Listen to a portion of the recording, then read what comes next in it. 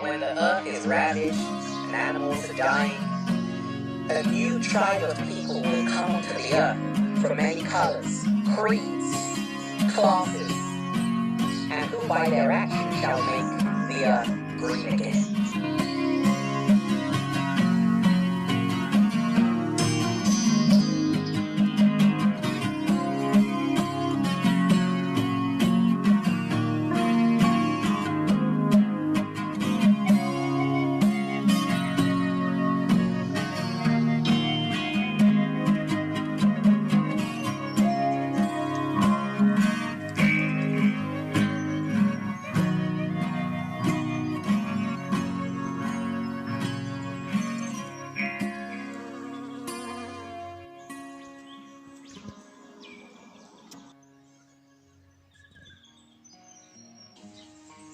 G'day groovy gardening guardians of the earth.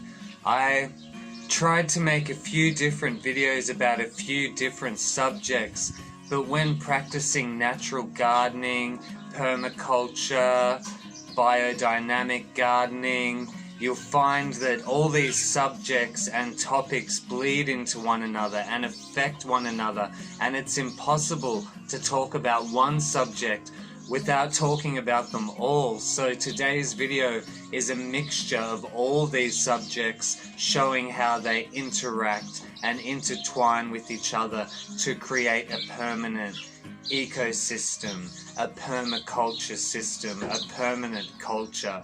So with that in mind, let's get to it.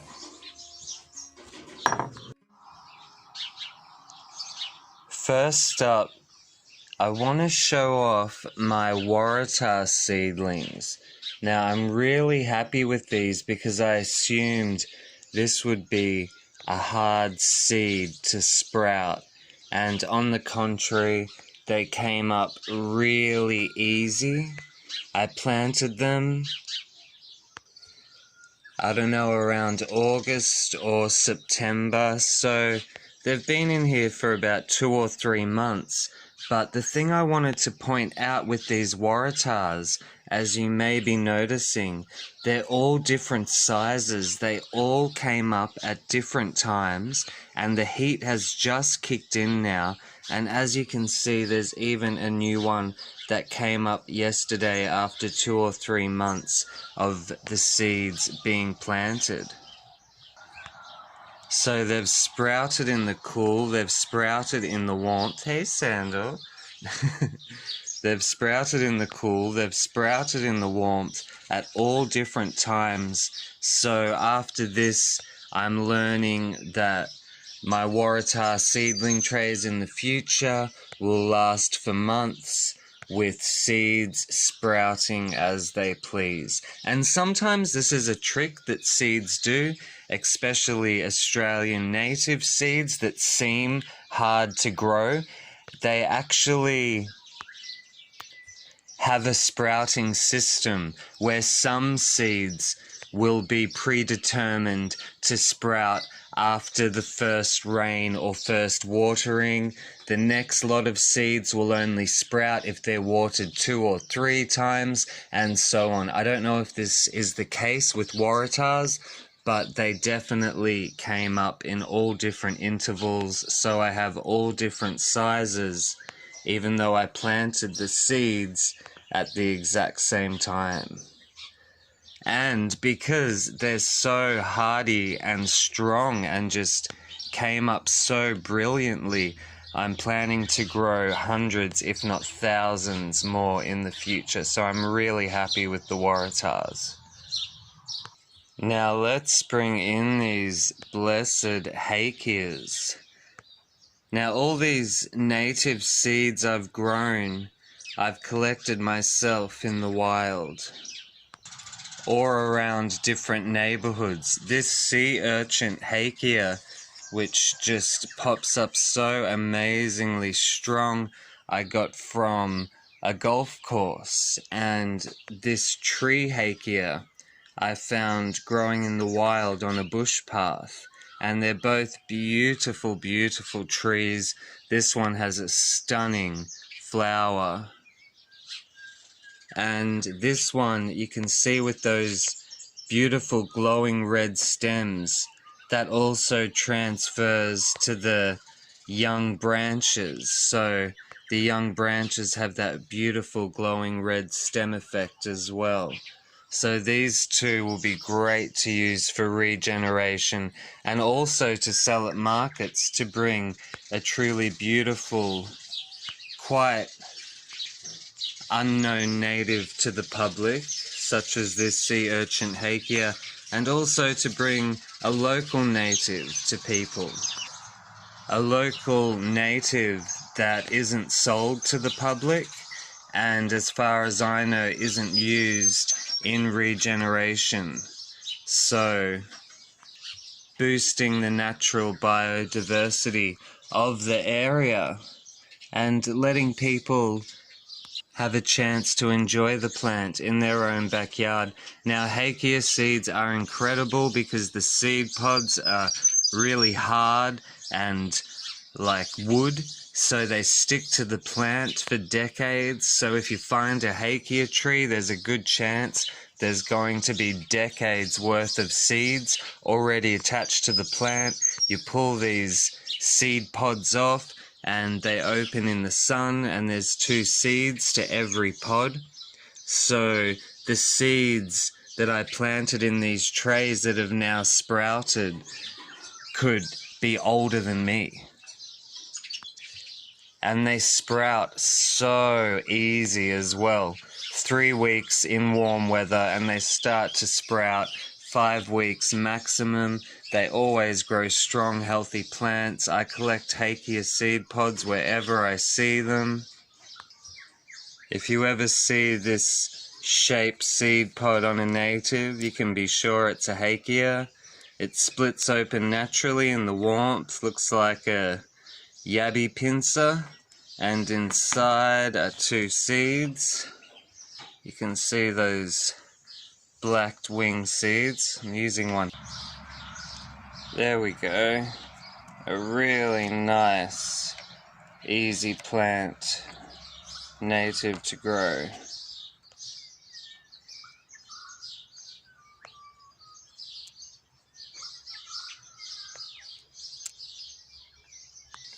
And these are the baby gold dust wattles. Now, gold dust wattles drive me crazy because I'm just not having a good enough success rate with them. Here I have 1, 2, 3, 4, 5, 6, and I planted 60 seeds in this tray. So I'm hoping that these were just the early ones.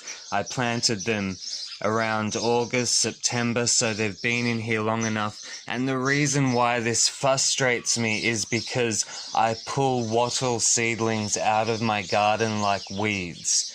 So compared to most other wattle seedlings I've dealt with, these gold dust wattles are extremely touchy and finicky, and they say to soak the seeds in hot water overnight. I soaked 30 of these seeds in hot water, and I planted the other 30 just normal, and still, either way, I didn't get near as many as I wanted. And they're quite a rare plant in an area where I do regeneration planting, so I would love to have hundreds of them to take, but this year I may only have 6 or 7, even though I planted 60. And the spring cuttings are all a go. Native thyme, locally native black-eyed Susan, aniseed myrtle. We have cinnamon myrtle going. Lots of locally native pepper, male and female varieties. We have whole tubs of different things going. Saltbush, some Inca berries that were done up yesterday. We just have everything we can from cuttings, growing from cuttings. And a friend of mine, Linda, gave me all these packets of native seeds that were over 14 years old, so I planted them all in one tray because there were so many packets and I didn't know what would survive, and these have come up. Now I'm guessing out of all the seeds I planted in this tray that it is the native hemp that has sprouted because of the soft leaves. The rest of the seeds looked like the plants had quite hard, small leaves, where this has soft, downy leaves, as described on the packet. So I think I've got some native hemp. And I just keep potting up the Hakeas and natives as I collect more and more pots, or milk bottles in this case. And 2 new lettuce varieties I'm playing around with that my Teta Natalie gave me. And she swears by them, so we'll see what happens.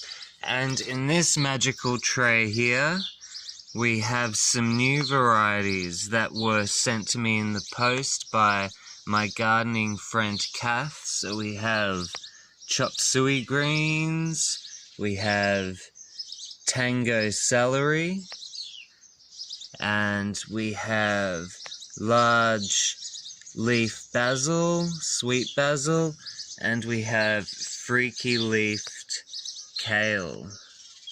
Whoop, it's hard to zoom in with the sun shining so brightly on these tiny plants. And behind, these are just chili seeds left over from different chilies that I grew last year. So I don't know exactly what's what. I'll just pepper them through the garden wherever the space allows it. And my friend Jenny gave me heaps of sprouting ginkgo seeds from under her tree because she's got enough and she was gonna pull them out, but she offered them to me, which I'm incredibly thankful for. Got heaps of them. Ginkgo, ginkgo, doopity-doo. If you are wise, you will grow 1 or 2 or 3 or 4. Ginkgos are one of the best trees for inhaling the toxic carbon in the air and exhaling it out as pure oxygen. So not only a great tree for regeneration, but a great tree for rebalancing the greenhouse problems. And I'm super lucky because in the mix there was a variegated one. So I hope it survives because its little leaves look incredible with that variegation, and it will make a beautiful tree. Usually variegated varieties or varieties that choose to variegate prefer more shade than the solid green leafed brothers and sisters.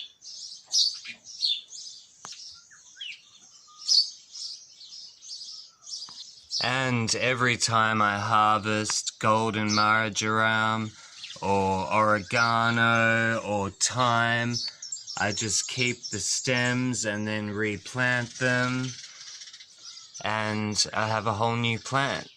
I actually don't have enough pots to plant all the stems, so I just take the thickest, healthiest looking stems and plant them on and sell them for $5 a pot at the market. Jenny also gave me these cork trees that I need to investigate. They're not cork oak trees. I've got a couple of them. They're cork trees. So I don't know anything about them, but they seem quite happy.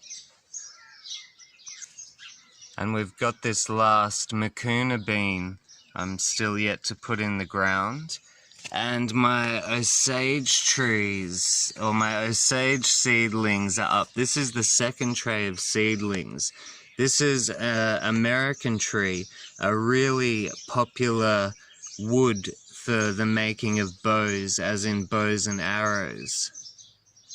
And this is the first batch. This was an amazingly easy first time seed to grow. They grow nice and strong at a good speed. No trouble in moving any of them. 100% success rate. They make a really funky ornamental Jurassic fruit. The wood is nice and orange, hence the Osage orange. It's got nothing to do with the orange or citrus family. It's the color of the wood which gives it the orange in its name. Incredibly strong and flexible wood, used for bow and arrows and all other things. A highly sought after wood for certain woodcrafts. Ah, Sandal, what do you think this is? And speaking of citrus, my nan's mandarin tree, which I really like, I saved some seeds from the mandarins, and they're all up. Citrus sprouts so easy, it just tends to come up when it wants to. Well, for me anyway. And we have yellow zucchini, white zucchini from seeds I saved myself, and for the first time growing candy melons as well. Now I planted all the pips, all the seeds from my stone fruit last year, and most of them came up incredibly, and most of them also survived the move into these pots. So I don't even know how many peach, plum, and nectarine saplings I now have growing, but they're all really happy, and who knows what I'll do with them. I have a few citruses that pulled through the winter. I've had them in a corner of the garden and forgot they were there, so some died. But yeah, we've got enough stone fruit here to grow or to start a food forest. Potentially enough trees here in 5 to 10 years of growth to actually supply my whole community with free stone fruit. And I gathered these seeds from peach, nectarine, and plum trees in this area. And I noted what trees fruited first, what trees fruited a bit later on, and what trees fruited right at the end. There was a peach tree where the peaches don't become ripe until the very end of autumn. So between all these trees, they will give fruit from late spring to late autumn non-stop. So a pretty incredible mix of fruit trees here. And behind us, all the holy basil has taken root from cuttings from the plants I overwintered, because we are in the alpine region of Victoria, Australia here. Holy basil, African basil, some Greek perennial, and these will all be sold at the market. Basil just grows so easy from a cutting, especially the perennial long-lived basils. Sandal, stop drinking the plant water. You've got your own water. Go on, you've got your own water. She's got 2 bowls of water and she refuses to drink them, yet she always has her head in this dirty plant water. And while we're here, I planted a lot of Turkish turban pumpkins this year, finger pumpkins. What's this one? Didn't even name this one. Whoops. Speaking of not knowing what I've planted, this little tray went unnamed and I have no idea what these are. They have really cute heart-shaped leaves on really thin stems holding them upright, and flat. If anyone knows what these are, can you let me know, because I just don't know what I have planted in here. Now this purple Spilanthes that my friend Sarah gave me is just incredible. It grows, it self-seeds on its own easily enough. Now these trays were completely mowed over and almost decimated by the slugs and the snails, but the Spilanthes sprung back so strong, even from the small little nub that gets left over after the snail attacks. That will produce a nice plant. So even after being attacked, these Spilantheses will come back in full force, and the leaves are my favorite edible green in the garden, because once they get a bit bigger, they just don't seem to get attacked by insects and bugs. And the flower is incredible. The pollinators love it, and the flower is also a medicine containing anesthetic. Some people eat the flower for a little buzz because it makes their mouth tingle. But I also heard that the anesthetic from Spilanthes has now been approved for use in mainstream dentistry. So an edible, a medicinal, and a decorative. It's a really amazing plant that I'm going to be promoting over the next few years. And I saw it on a gardening show the other day, so it is coming back into fashion. It's actually a delicacy in Africa. So I'll be showing more videos about Spilanthes as it continues to grow. And I've done up another Angelica tray. These are seeds I saved myself. I just love Angelica. I love the taste. I love the way it looks. It's one of the first plants I ever grew in my own garden. And I've just harvested another lot of Angelica seeds from one that I planted last year. It's generally a biannual. The first year you'll just get heaps of leaves. Then the second year it will sprig into this beautiful, attractive seed head and flower top, which the insects just love. But these seeds, in order to germinate, do need vitrification, which means they need to be cold and wet for around a month. So it's best to throw these seeds around and let them self-seed, or if you're going to plant them in a tray, you have to let them sit out in the tray for the cold of winter. If you don't have the cold, you have to put them in the fridge for a month. I like to put them in for 2 or 3 months just to be safe. So the cold freezing temperature pre-activates the seed to be active when you plant it in spring. Just like a rose or rose seeds, poppy seeds, hawthorn seeds, ginkgo seeds, there's lots of seeds that need vitrification to sprout. That's why you should always quickly research your seeds, because I made the mistake with poppies and spread the seeds everywhere in spring, and nothing happened until a year later, till they had that winter to sit there cold and wet to activate the seeds to then germinate in spring. But I just love Angelica.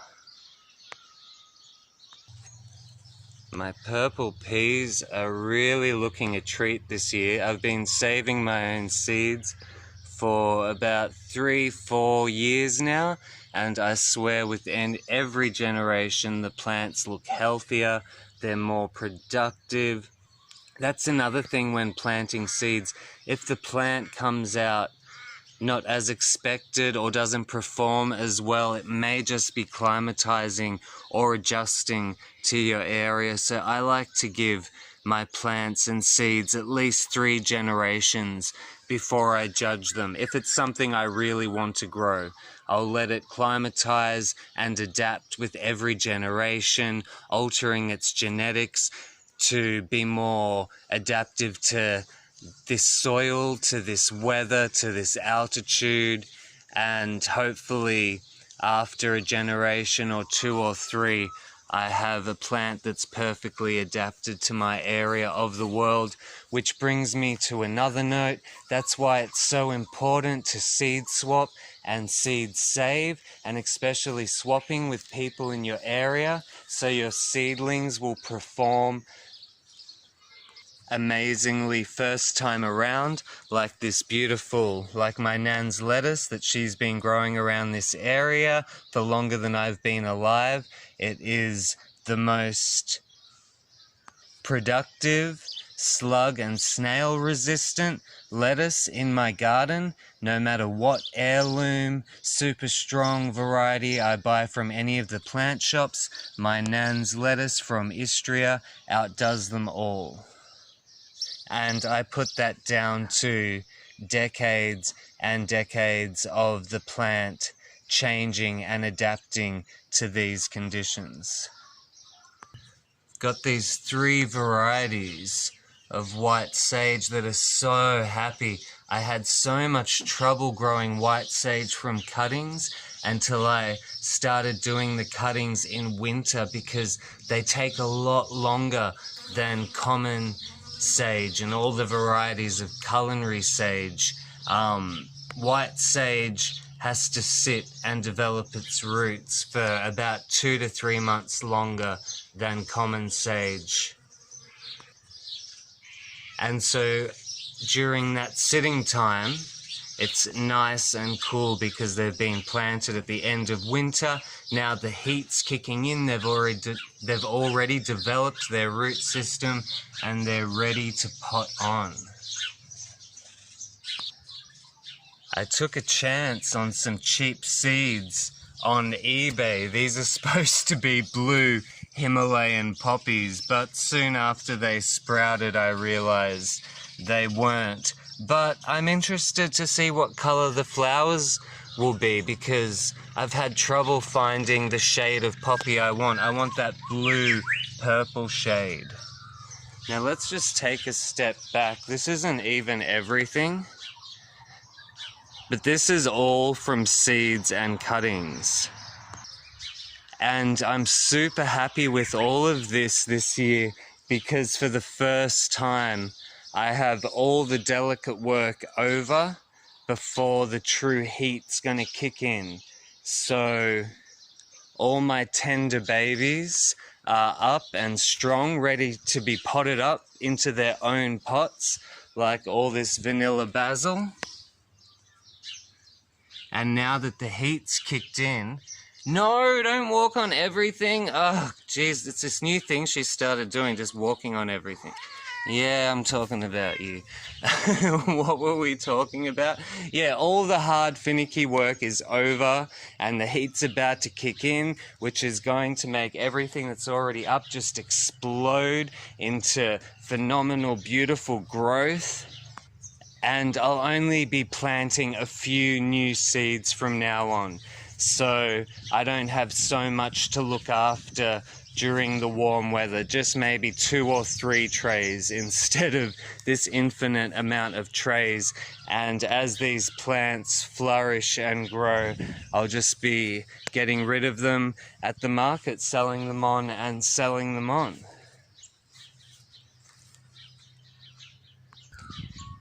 And by the end of autumn, hopefully 99% of this is all planted and sold. My true plant collection is really small. You can always see what's mine. Of course, what's in the garden is mine, but things that I keep for myself are always in ceramic pots or big pots, like these native peppers, which I haven't found big ceramic pots big enough to plant them in. But these are my breeding pair of male and female Tasmanian native pepper. Now they call it Tasmanian native pepper, but it's also locally native to my area of Alpine Victoria. Oh yeah, I forgot my Tetanatales. What are they called? Carnations? These are real special in my family. In Istria, which is now Croatia, at the teenagers, when they would attend dances, the female would bring a carnation flower and choose the boy that she wanted to dance with that night, and the way she would let him know would be to give him the carnation, and then those two would dance together all night. So it's a sort of sweet traditional thing in my family to grow carnations. And I have my Haworthia collection given to me by my first non-family gardening teachers who were passionate succulent growers and plant hunters. I've been dividing the Haworthias, and I'll finally get a chance to sell them on, just as my plant teachers did when I was younger. I just get into the base of the plant and cut these pups off with a knife, and they take root really easy and are really striking plants. I just move them into the shade because they don't like that much sun. But if you can see, they have, come on, focus, windows, so you can actually see into the plant. Now this one I'm showing you right now, I actually ordered this on eBay and it came wrapped in a bundle of newspaper in the mail.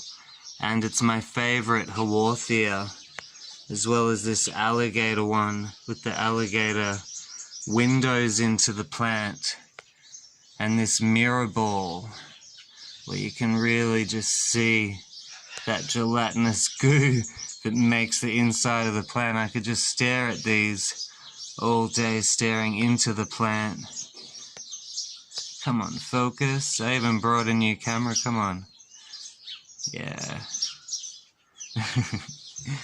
And this one, starting to bonsai. You can see the roots really coming out of the base, giving it that bonsai look. It's got its little trunk.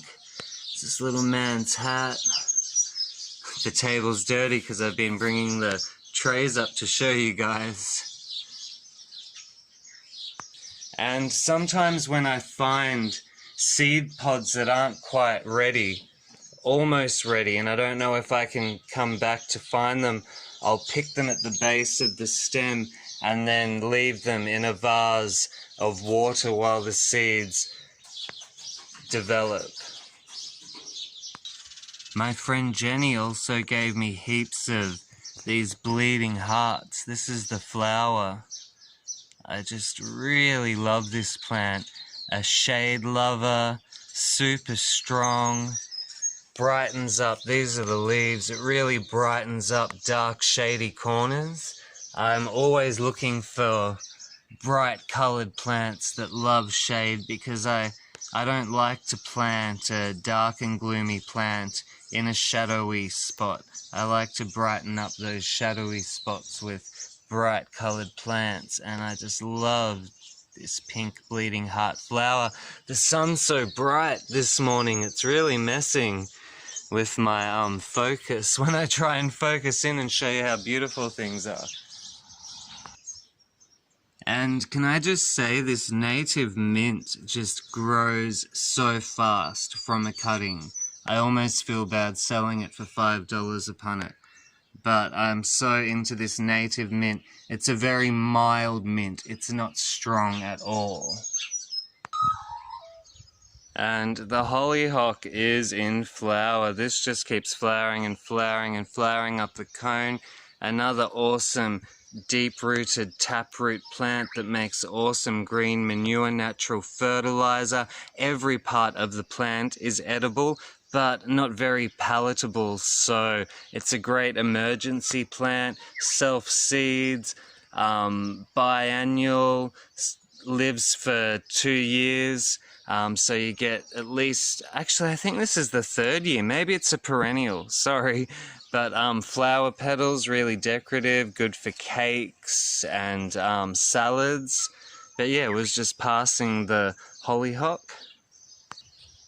to get to this native thyme, which I've been growing so many cuttings from, and I just have to give a shout out to this native thyme because, as you can see, it grows so big, and I think it grows around 1 to 3 meters high. It smells and tastes great, my favorite variety of thyme, and unfortunately it's not in flower, but the flowers are the biggest, purplest thyme flowers I've ever seen. There's little seeds left over from the flowers. I should have filmed it because the flowers were beautiful trumpet flowers. Thyme flowers are usually so tiny that you just see a little puffy ball, but these you could see the individual flowers and they were beautiful. So I don't understand why native thyme isn't more popular, but I'm on a mission to popularize it. And we have the aniseed myrtle, which I take all my cuttings from, the base, and it did awesomely this winter, so I'm confident to sell it here in the Alpine region. There's so many plants that the plant shops refuse to sell because they've been listed as not growing in this zone, but sometimes they just need a bit of overhang by a larger, more frost-hardy tree and need to be planted in a position to get morning light. And you know, you just have to plant them in the right spot. I was watching an incredible gardener and their philosophy was the right plant for the right spot. And I'm learning in the Alpine region, when it comes to supposed difficult varieties to grow, that statement is so true. The right plant for the right spot. Right here, you can see we have this overhang of this tree, and the sun is coming directly in there. So we have frost protection. We have the sun warming it up. These rocks here also build and hold warmth. I know you think that it wouldn't do much, but it does. As you can see, this holy basil lasted the freezing winter quite happily here, which is supposed to be impossible. The hydrangea didn't even lose its leaves, and everywhere else in the garden, the basil dies, the hydrangea loses its leaves. But with some strategic planting, frost protection with the canopy, extra warmth with its position in conjunction with the sun, so the right plant for the right spot. And let's just look at this amazing succulent. I'll see if I can get on it without my shadow getting in the way. It's called Sunburst, and whenever I bring it to the market, it's usually the first thing to sell.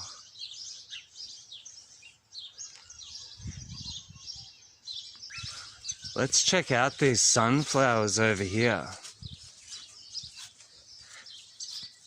Now, the mother that these seeds came from was a purple sunflower. I can't even describe it. It was kind of like purple, white, and black. And so we saved all the seedlings that came up with purple stems.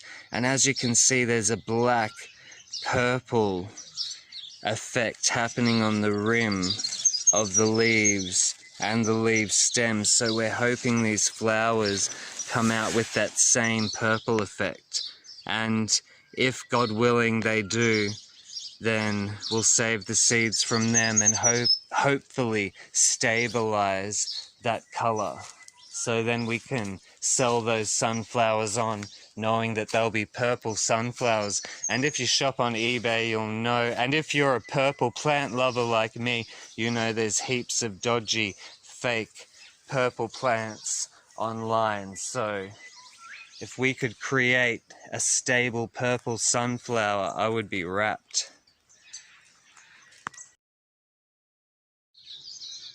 I have so much beautiful sage around the garden that needs harvesting. I've already harvested 3 times this year and the true heat hasn't even kicked in. And the sage is just looking a treat. Get off my sage, Mr. Fly.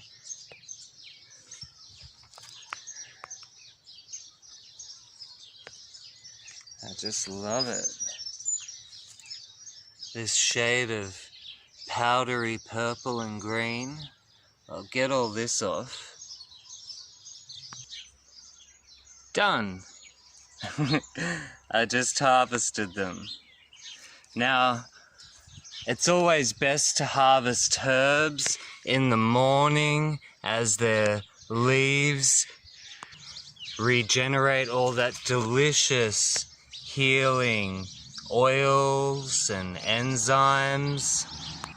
And I harvest from the top of the plant down, stopping when the leaves don't look so fresh, as not to disturb these leaves during the harvest, so the dust kicked up on the old leaves doesn't rise up and then stick to all the fresh leaves that I'm harvesting. So harvest from the top and then I stop once the leaves look a bit yellow, old or dusty, and then I'll come back in the next day or so and remove all that yellowing old undergrowth. And I'll get these inside in the dehydrator. Now when you start growing herbs, they can look so pretty that it can be tempting not to harvest or prune them and leave them as decoratives. But as like all herbs, especially with sage, there are hundreds, if not thousands, of decorative varieties of sage that are quite happy to be grown as decoratives and not harvested and pruned back so regularly. So I'm gonna dehydrate it on the lowest heat. Just let it slowly dehydrate. So edible herbs love being chopped back. They love being harvested. One, because they grow a lot of leaves and are quite compact. So they love that top layer being pruned back so that light can once again stream through the center of the plant, killing any fungal buildup, any bacteria buildup, helping air to move freely, keeping the plant healthy.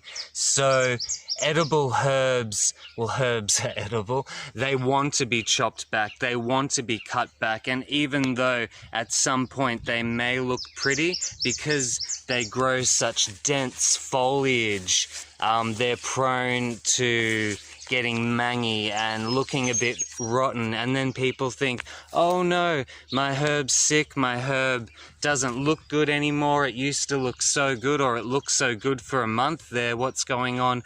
What's going on is that it hasn't been bred, engineered or designed over thousands of years of crossbreeding and adaptation to be grown as a pretty decorative.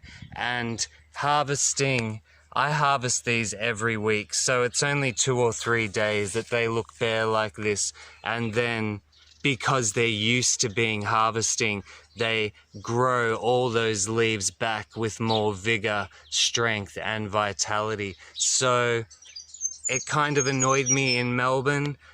People would, in the beginning of me working in a community garden that I ended up managing, in the beginning many people wanted that garden to be decorative herbs, and that didn't make sense to me. One, because herbs are decorative anyway, and two, because it's just an uphill battle keeping herbs looking beautiful. And there's so many salvias, you know, in the sage family, like thousands that are so beautiful. Their leaves have nice spacing as to not attract pests, fungus or disease. Even this lemon balm here, it looks so pretty and so beautiful, but if I don't harvest this back soon, it's going to get really leggy. The stems are going to get really tough and thick, and it's actually going to start to lose its flavor. And the more I chop it back and prune it back viciously, it's used to that. It's been bred for that over thousands of years. It's received a positive response from humans every time a variation grows more in response to harvesting. So the more I chop this back, the healthier the plant is actually going to get. And smells amazing, way better than that liquid manure fertilizer. So this is my big 44-gallon drum of green manure. I just started pouring and I thought it looked so cool. I should stop and get the camera to show you guys, since I showed it on a micro small scale in glass bottles to actually show you what was happening on the inside. But this is how I actually do it. Now give me a moment while I start tipping this. Now you know it's ready when it just stinks, and it's heated up now, so the smell is spreading through the yard. Trying to do this while holding the camera, and this, the way it's cut, there's a little bit of a filter. You can see that green slimy water coming out, full of micro enzymes, full of all bits and pieces that will give life to the soil and feed the life in the soil. Now this is a mixture of plant matter, common weeds and garden scraps, just the green bits, because we don't want it to ferment into alcohol.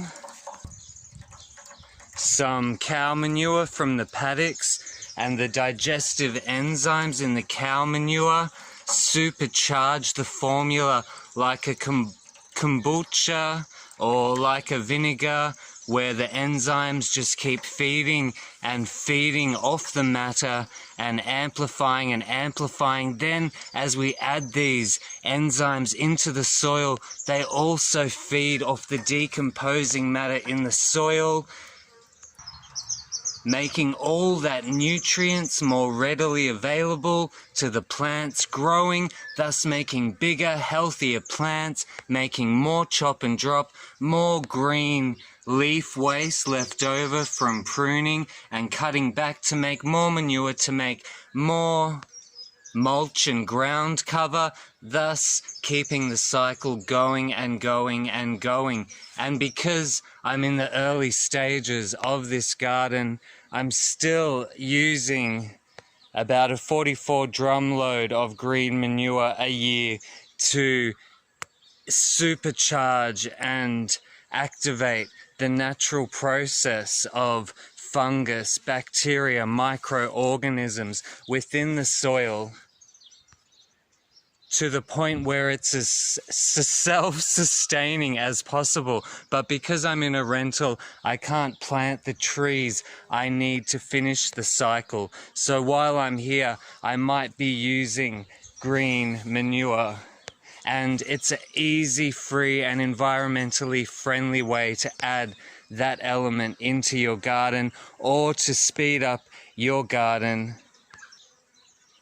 to the point of productive harvests while you wait for the systems, the multi-leveled and layered plant system, shelf stacking, ground covers, shrubs, vines and trees. As you can see here, I'm mainly working with annuals because it's a rental property. If it was my own, I would include more long-lived plants to cement that natural cycle of life on this patch of earth.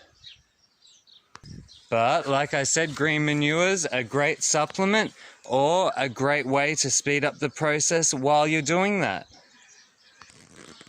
I don't know if you can hear, but since I've started messing with this, a plague of flies has surrounded me. I'm just going to move the bucket with one hand. I'll pause the camera.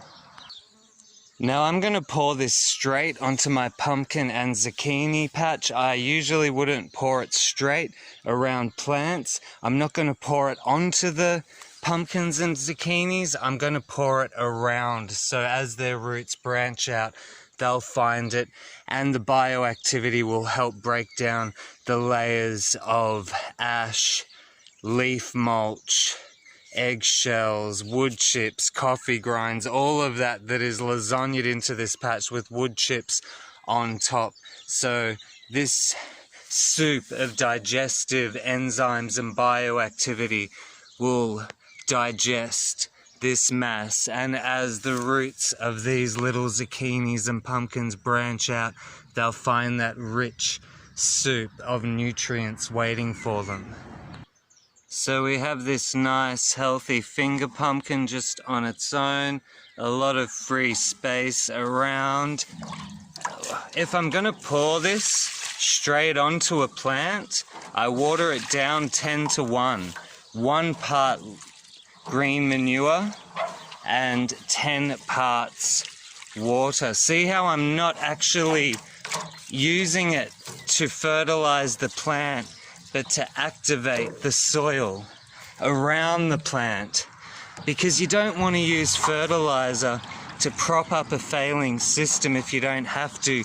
You want to use the green manure fertilizer, we'll put some around this one as well, to help install a permanent system, a permaculture system, because it's pretty gross, yucky stuff to make, even though it's completely environmentally friendly and sustainable. Can be made with the leaves from weeds in your area, and they will contain the exact nutrients your soil is lacking. Look at this lady beetle on the Congo potatoes.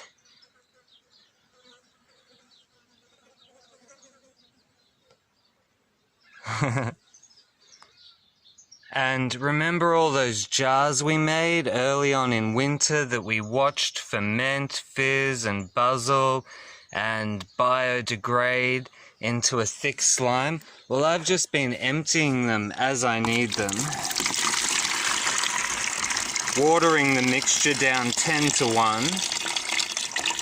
Usually a whole bottle of this is 1/10 a bucket of water.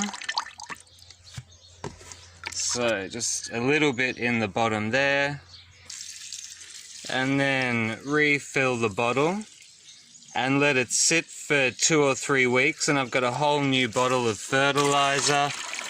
Water the ready fertilizer down, 10 parts water, 9 parts water, sorry, to 1 part fertilizer. Not that that would hurt, having a little extra water. Now you have to be careful, you don't want to pour straight green manure fertilizer onto a plant. Most plants won't tolerate it, and there's a good chance you'll burn the roots and hopefully not kill the plant. So we'll just water this down. Now there are a few other videos about green manure where we made it from scratch in these bottles. If you want to go back and watch those videos about making your own homemade organic fertilizer for free, they're all there somewhere in the video section.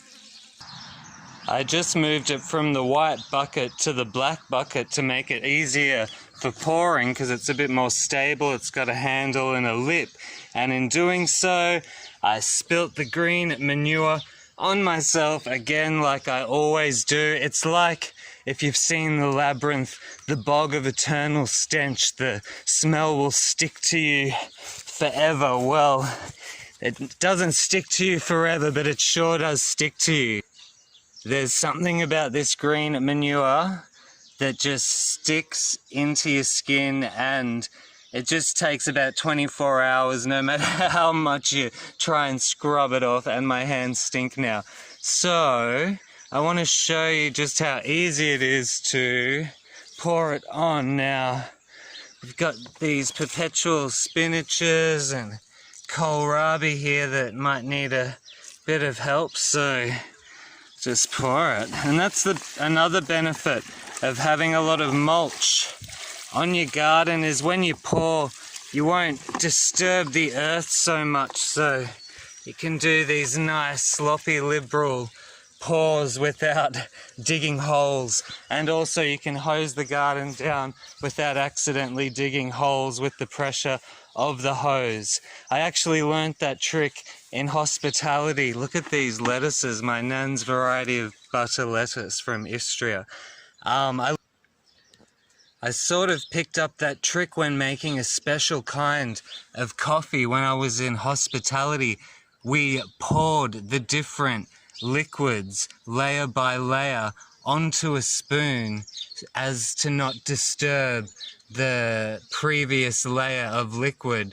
And so I applied that to the gardening, where I pour all my liquids onto mulch, rocks, sticks, wood chips, leaves, chop and drop, as not to disturb that initial top layer of the soil, if that makes sense. And like I said, because it is very stinky and messy stuff, know what you're going to do with it before you start playing around with it, because spilling it on yourself or in the wrong place can get really stinky. And now that we've emptied half the barrel of liquid fertilizer, fill it back up.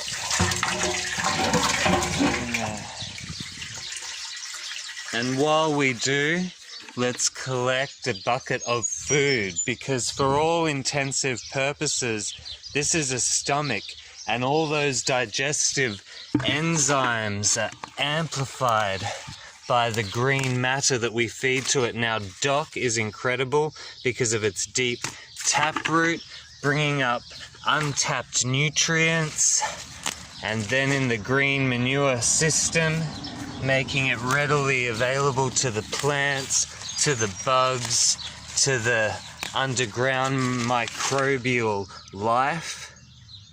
Miner's lettuce, another great green manure fertilizer creating plant.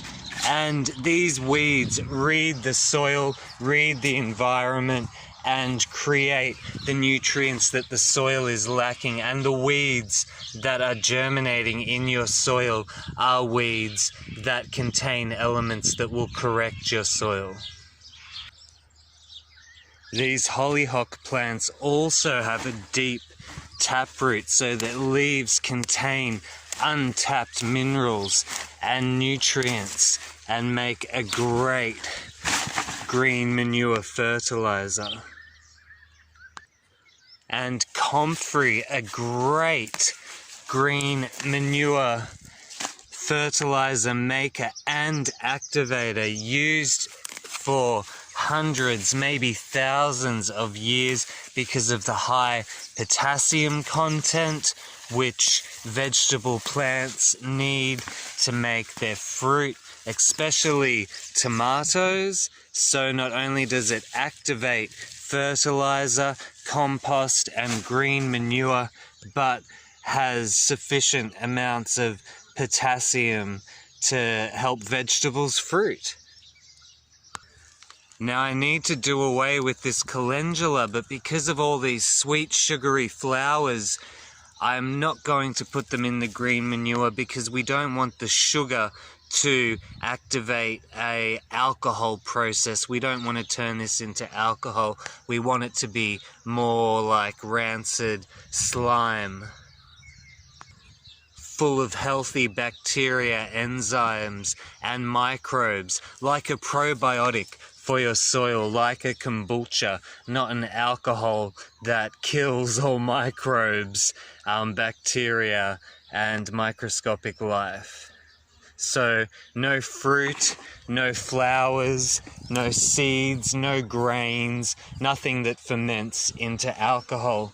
Now we have these old brassica leaves here. They'll make a great green manure. get them out the way. So I make my fertilizer out of garden scraps. Whatever I don't eat, whatever doesn't get fed to the chicken, goes into the green manure tub.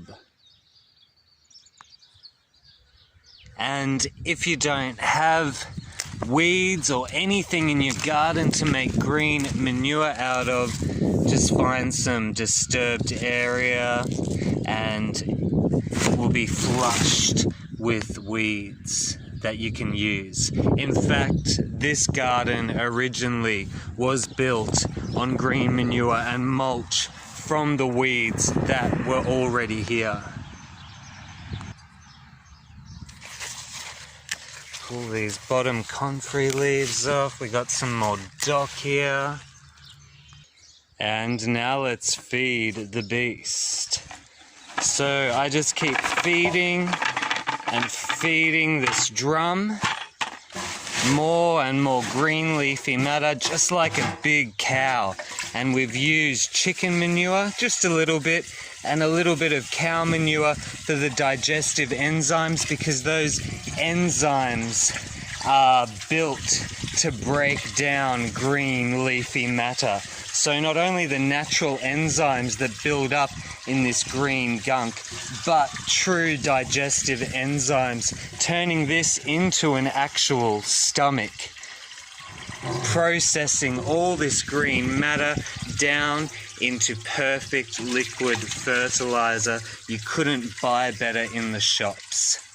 The only other homemade liquid fertilizer that is better, in my experience, is seaweed that you find at the beach. Not that seaweed stuff you sell in the shop. They're two completely different trips. I'm actually really disappointed with the results of store-bought liquid seaweed fertilizer, but homemade seaweed liquid fertilizer, that's when you really go from amazing results to almost supernatural results. And when I'm lucky enough to collect my own seaweed for fertilizer, I throw everything in. The sea sponge, the coral, the dead fish, the dead starfish, whatever is there and natural on the beach, all goes into the same brew. And is the only thing, I've used seaweed as a mulch before, and it's the only mulch that slugs and snails will not touch, creating an amazing barrier throughout your whole garden. If you're lucky enough to be close to an ocean, I recommend using seaweed. And when you use it as a mulch, the smell doesn't last for that long, maybe 1 to 3 days. And it looks a bit hideous when you first apply it, but after about a week it looks like any other mulch. You can't even tell it's seaweed. Have all these fruit salad sages here. These are my favorite. It's my favorite variety of sage. The first one I grew when I was about 16, 17. Here's the big mama here. Now don't get it confused with pineapple sage. The leaves are bigger, the flowers are bigger, and in my opinion smells heaps better. It really smells like fruit salad.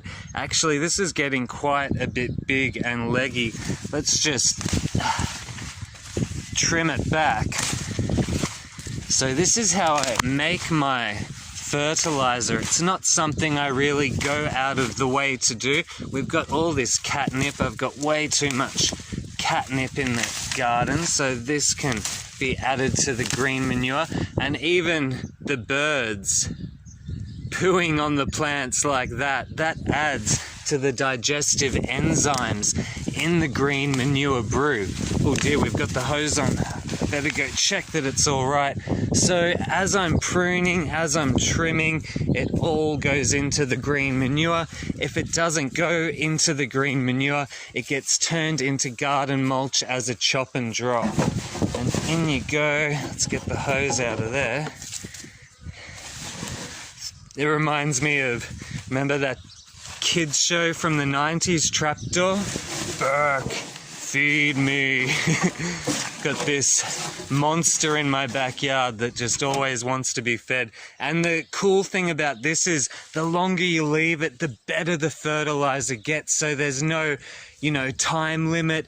There's no time restrictions. There's no stress. You feed as you go. Once you've got those bioenzymes going, just like the mother in vinegar or the SCOBY in kombucha, those little enzymes hang around. You just fill it back up with water, fill it back up with green matter, and never-ending free fertilizer. And this way of making fertilizer is completely aligned with the earth in a sustainable cycle that you can repeat month after month, season after season, year after year, until your soil is as productive and fertile as you'd like it to be. Get in. Oh, there we go. The bog of eternal stench.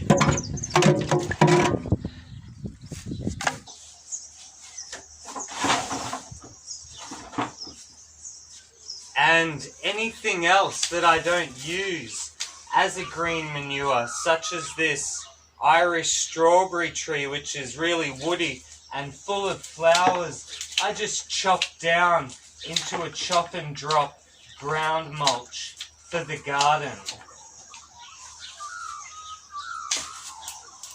And I just do this as I go. It doesn't take that long to prune handfuls down, and I end up with a great bioactive mix.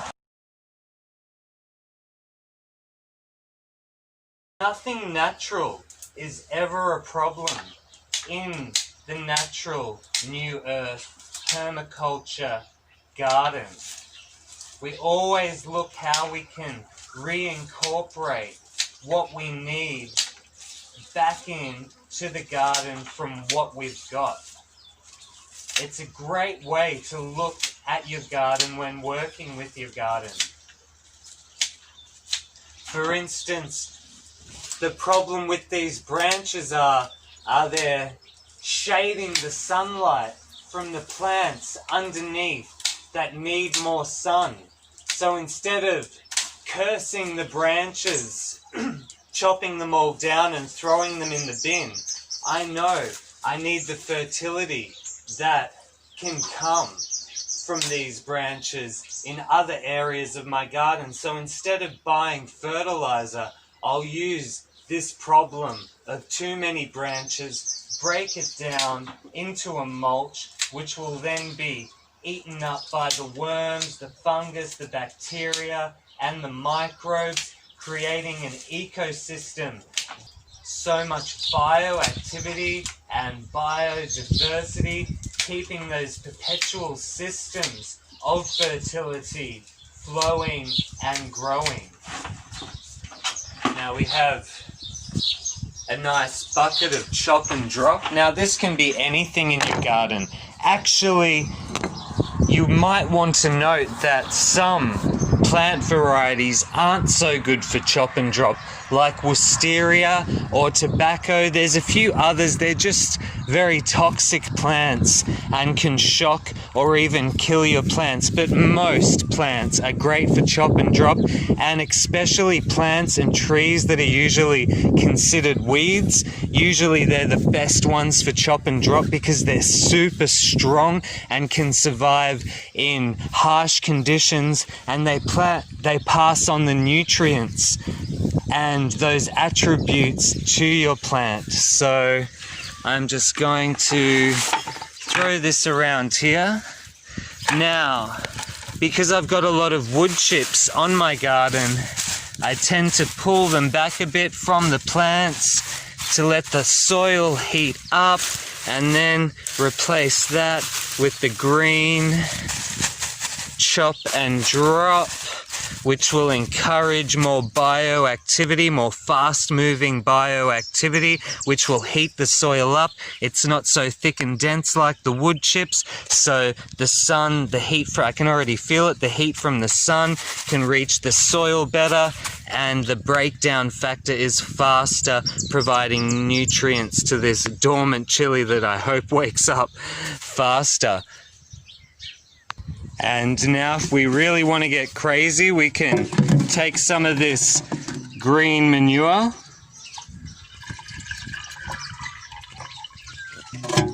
Ew. Water it down, 1 part green manure to 10 parts water.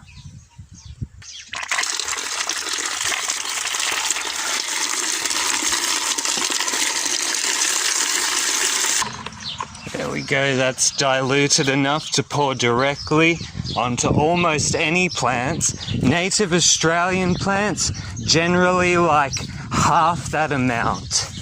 So 1 part green manure and 20 parts water for native Australian plants. Whoa! Balancing on the rocks.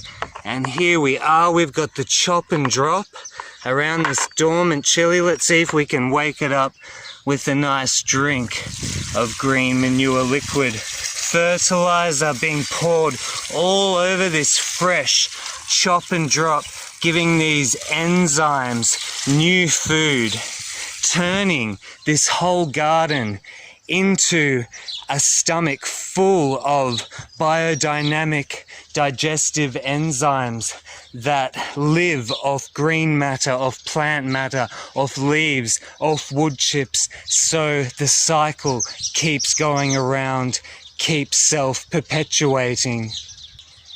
Hence the word permaculture, a permanent, self-sustaining culture. And as I've said before, to finish this cycle, I would have to plant trees to make this cycle truly self-perpetuating. But because I'm renting, I don't have that freedom at the moment, and am relying on the green manure. Look at this beautiful lupin. And I've finally started scrubbing down the gourds from last year. What a difference. Now all this bacteria and fungus covers the outer skin of the gourd and eats it away, leaving this smooth, beautiful mahogany-like texture and patterns. And sometimes the patterns of the fungus are in sacred geometry patterns and they leave that behind, but I can't see any that are geometric. But beautiful smooth wood, and after scrubbing them down with a simple dish scrubber and then rubbing coconut oil into them, they're just a treat. I did another one over here. I still need to get in there and scrub some of that out, but how beautiful do they scrub up.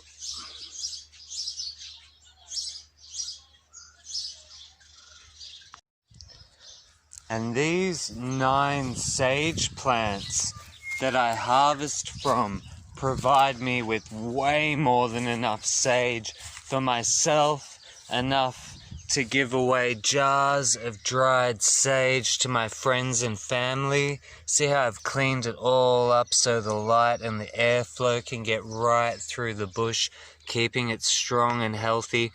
And I even provide a ridiculous amount of sage to a kitchen for a massive festival for hundreds of volunteers, and this year I've even started selling it. But it's getting on to lunchtime, so I should harvest something for myself before the heat kicks in. I'm gonna get some of this beautiful ruby chard.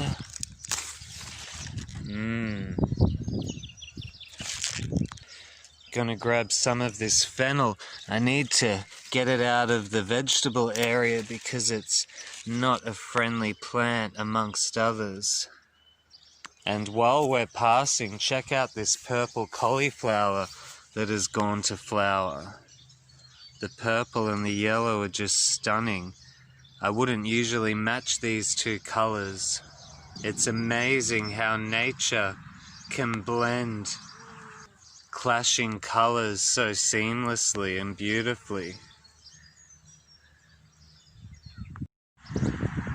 Grab some of this nice purple basil. The way you harvest basil is to harvest these flower buds. And by harvesting the flower buds along with the leaves that come with it, triggers more buds and more leaves. That way your basil bush doesn't become all flowers and tire itself out. Not that African basil, magic mountain basil, tires itself out.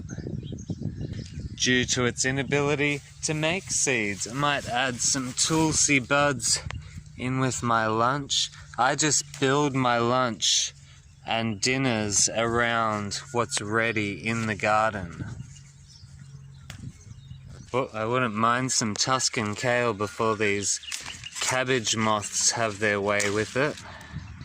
And there's some more over here, looking good. I'll grab some of this divine looking angelica. You don't need much angelica at all. It's just a really strong celery flavor. I was going to lift a garlic for lunch, but I noticed they have these tender, soft flower buds, so I'm just gonna eat the flower buds for now, and they have a really intense garlic taste, and hopefully the bulbs underneath will redirect their energy towards fattening up before I lift them. So I got these nice garlic flower buds. Add that to the mix. It looks like I'm going to be making a pasta with the herbs and vegetables I'm harvesting at the moment. Some oregano. Nice. And like I said, the more you chop back, the more grows. Some of these nice thyme flowers, they really pack a beautiful flavor punch. And let's see what's happening under here with the carrots. Just a gentle pull. What? Well, that one maybe got a little bit too much winter rain. Let's see what's happening with the other carrots. Let's see. Might be just too soon. Yeah, it's too soon to pull them up. But they're looking pretty cool. Oh, and there's a little strawberry. Beautiful. And one of my new favorites is this perpetual spinach. And again, the more you pick, the faster it grows. Put that in the mix.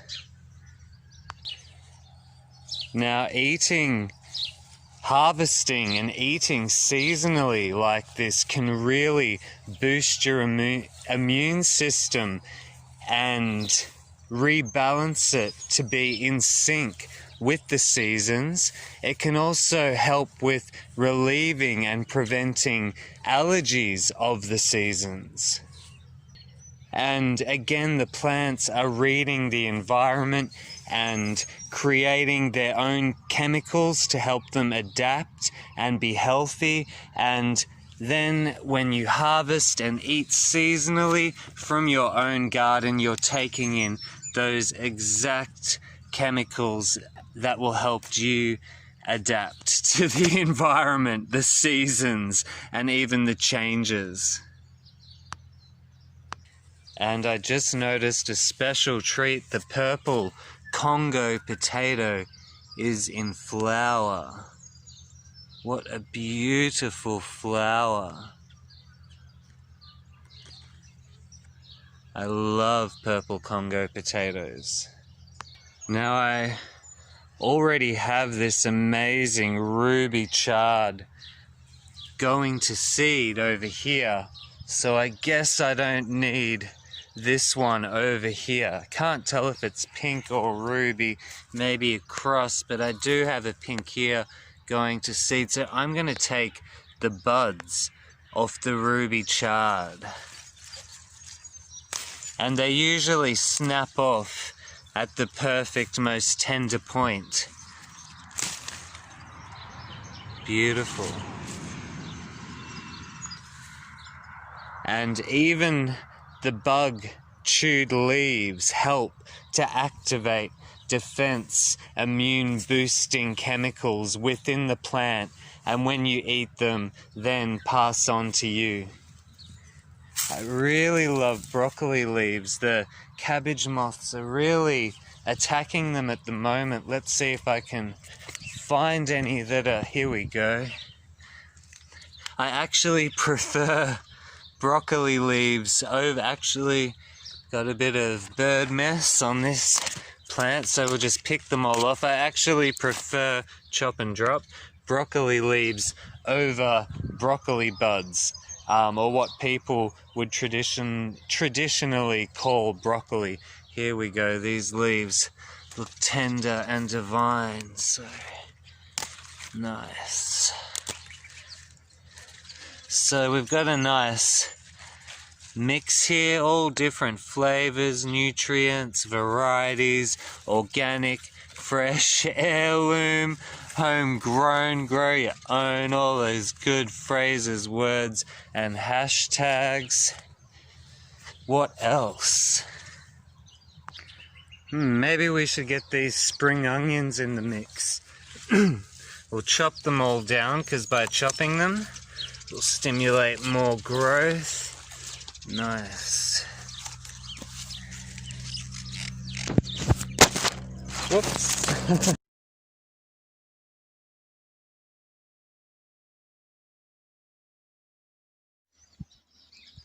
We've also got lots of edible flowers in the garden, so we should incorporate them into today's meal as well. And all brassica flowers are edible. These are brassica flowers. So brassicas are your kale, your cabbage, your Brussels sprouts, your broccoli, your cauliflower. They always have rubbery, good tasting leaves and produce a similar looking flower. So if you've let your brassica go to seed in your garden and it gets to this time in early spring, you want the seeds from your brassica for the next generation, but it's taking up an awful lot of space and you want to get your spring plants in as soon as possible. So what I do, because these seed pods at the bottom are basically ready, I pinch off these tender flower tops and eat them. Now this way the nutrients can go back down into the seeds that are basically ready already, instead of going to all the trouble of making fresh flowers and fresh seed pods that will then need weeks to mature on the top of these flower stems. So I'm just taking off these, what I'm considering suckers in this situation, sucking nutrients away from the seed pods that are so close already, and this will make it quicker, and I'll be able to remove this whole plant from the garden faster and then replace it with something that needs the space. So there we go, deflowered And now all that energy that was going to the new flowers will go to the old seed pods. And another benefit of this, I know this was it was the first variety of brassica to flower in the garden, so the seeds in here won't be crossbred with other varieties, where as we move closer to the top, those seeds have a chance of crossbreeding, thus changing the genetic line. And I liked the genetic line of this variety, so I know a lot of these seeds are gonna grow true to type. And look at this yellow native strawberry flower. I grow these native strawberries for the chicken. It's a great living ground cover, and the chicken just loves the berries. And I just pull it up as I please. It's better than having a weed in its place. We've got this beautiful milk thistle growing as well.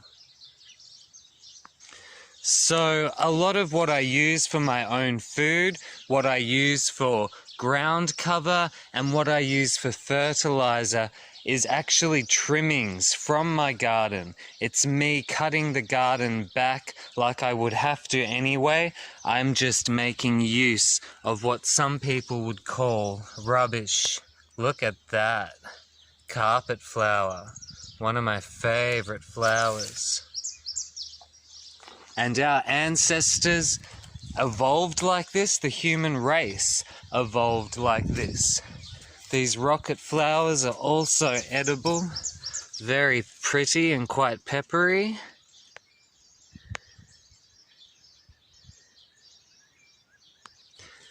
Humans evolved eating all parts of the plant through all stages of the plant's life. I'll take these Russian kale flowers because I've got enough Russian kale seeds, and I don't want them crossing with other varieties in the garden so much. We have radish flowers over here, also in the brassica family. So you can see the flowers range from yellow to white, as far as I know, all very similar looking on these spikes and all great to eat. Now I do want some of these radish seeds, but these flowers look so tasty. Today's supermarket shopping human only eats baby spinach and baby rocket and certain parts of the vegetable, and they don't get the full nutritional benefit and the health boost of eating all the different parts in all the different seasons when the occasions call for it. Oh, I forgot about dill. I just love a bit of dill. Oh, it's going to flower as well. Dill is just a great friendly plant in the garden, a great companion to other plants around it, draws in the predator bugs, repels pests. It just makes all the other plants in the garden happy that it's around. So I'll put some fennel in there. And calendula, of course. Calendula, one of the most beautiful edible flowers. Now, how am I going to do this with one hand? Wow. So you just eat the petals. They're full of collagen, as their name implies, calendula. You may need to look up how much calendula is safe to use. I myself have used massive doses and have had no problem. So instead of getting some chemicals injected into your face, just grow this weed-like super strong calendula plant and just eat calendula petals in your breakfast, lunch and dinner to plump up your face. I just noticed this native kangaroo paw apple is in flower. Look at that beautiful flower. Australia's native tomato. And is it making tomatoes? Yeah. I I generally leave this for the birds, but if it makes enough one year, I'll do something with the tomatoes. And I noticed this dandelion before when harvesting the sage. The nutrition in dandelion is just through the roof. And dandelion, the lion part of the name, is because of these lion tooth-like ridges down the edge of the leaf. I'll chuck some of that in. And I'll just stir this through the meal once the meal's cooked, because these flowers are very delicate and I don't want to destroy the nutrients by overcooking them.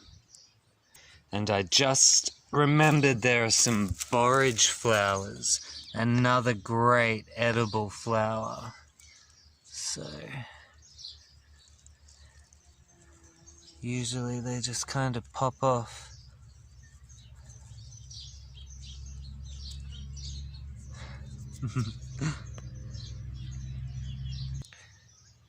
There we go. I needed 2 hands for these beautiful, delicate borage flowers.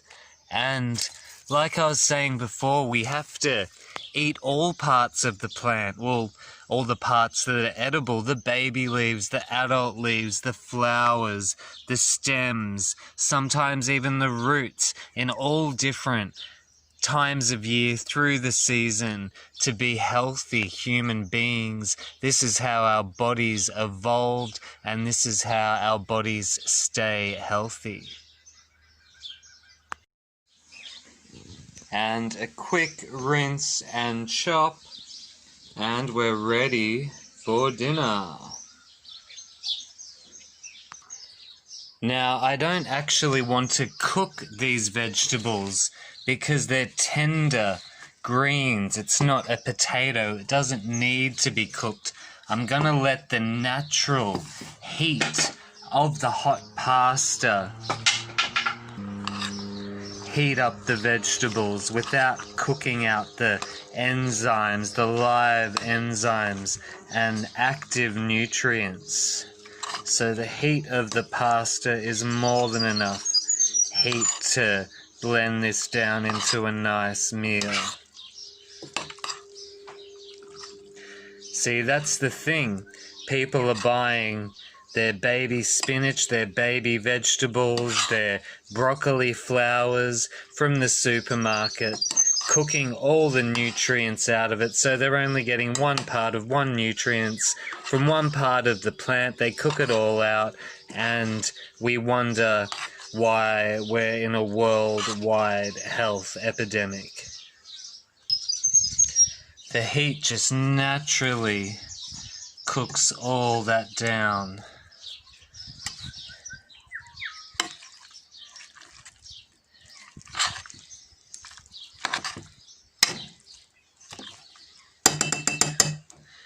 And some flowers on top. And we'll let that sit for 10 minutes. Let those flavors interact and combine. And that is a 5-star AAA grade class, organic, heirloom, seasonal, homegrown meal. Made from what could be considered garden scraps. And there we have it, bon appetit. And I've really outdone myself again with this garden meal. It just tastes phenomenal. And on that note, I'm gonna go and eat it. So have a good day, everybody. I just wanted to mention before I shoot off that I'm in Victoria, Australia, and we've just come out of the most intense lockdowns that the world has ever seen. And these YouTubers provided so much free content that helped me stay healthy, happy, productive, and sane during this insane period. I really wanted to support them by purchasing their latest product they had for sale. So I brought all these books, and I want to go a step further and share them with you, because we need to support each other, even on the online community as well as on the ground communities. So Teal Swan, I've been following her YouTube channel for years. I always buy her books, and I'm super excited about the completion process, because I was wondering what the end process was. The Matrix Exposed by Katrina Lucas. It looks like a conspiracy book, but it's actually an amazing book on how to manage your energy field and energy cords. And I discovered her in the last 6 months because she's been sharing information leading up to the activation ceremony at Uluru. And this is also a worldwide meditation happening on the 21st of December 2020 at 9 p.m. The requirements are to have love in your heart, have a light disposition, be standing or sitting barefoot on the earth, facing Uluru, the largest rock on the planet, at 9:02 Uluru, Australia time. Start at 10 to 9, just to be safe. So not only does she share amazing information on how to manage your energy field, but has been sharing amazing information leading up to this event, which is actually a 6,000-year-old prophecy that's about to take place. So I recommend anyone and everybody investigate it, research it, get into it if it calls to you. We'll move on to Earth by Barbara Manciniak. Now, Barbara Manciniak's Palladian channelings have activated me in more ways than I can even explain, and I am so happy to buy her book Earth. I actually brought her whole set of Palladian channeling books, but this book in particular, I've listened to it a number of times on YouTube in audiobook form, and it's just an amazing book for anybody on the New Earth path, and has also triggered and activated a lot of people to take the New Earth path for their own. And now Ralph Smart, who has just been releasing videos daily like a boss, so enlightening, so revealing, and so uplifting. And I've been following Ralph Smart for years and years as well, but during this lockdown period he really stepped up his game, and I was so happy to buy his book. And speaking of people upping their game during the lockdown period, I've been doing Master Stephen Coe's meditations on and off throughout the years, but during this lockdown period he's really honed in and helped thousands of people, all to focus at the same time worldwide on healing themselves and healing the planet on a quantum level, which is amazing, cutting edge science. So all these groovy YouTubers have helped me so much, and I'm happy to support and promote them any way I can. And just another little book I got a hold of during this time, which I think is awesome, written by Tim Lowe, Wild Food Plants of Australia, a really comprehensive guidebook to the wild edible plants of Australia. I'm really going to go this time. Have fun, everybody.